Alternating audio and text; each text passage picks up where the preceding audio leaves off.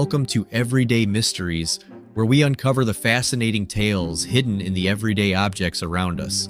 I'm your host, Ethan Carter, diving into the secrets that shaped our world, one object at a time. Let's explore what's hidden in plain sight. Today we're diving into the story of the fork, so grab your cutlery and let's dig in. Okay, so think about this.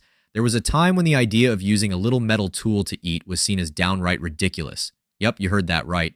When the fork first made its way to European tables from the Middle East in the 11th century, it was met with a lot of skepticism. People thought it was unnatural to use anything other than their God-given fingers to eat.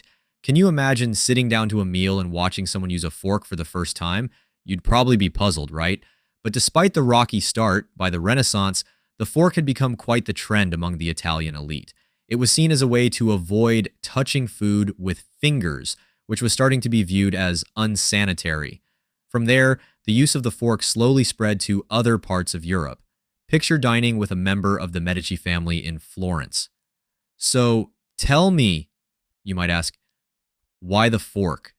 And they'd probably say, well, it's not just about etiquette. It's about keeping our hands clean and our brocades spotless. Fast forward to today, and the fork is everywhere, right? It's funny how something that started as a curiosity is now something we can't imagine living without. But it's not just about functionality. Over the centuries, the fork has influenced social norms, dining etiquette, and even the way we prepare our food. Imagine if the fork had never caught on.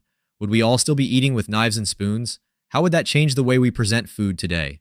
And that's the scoop, or should I say the forkful, on how this utensil took its place at our tables. Thanks for joining me on today's journey into the past. Remember, there's wonder all around us, just waiting to be discovered.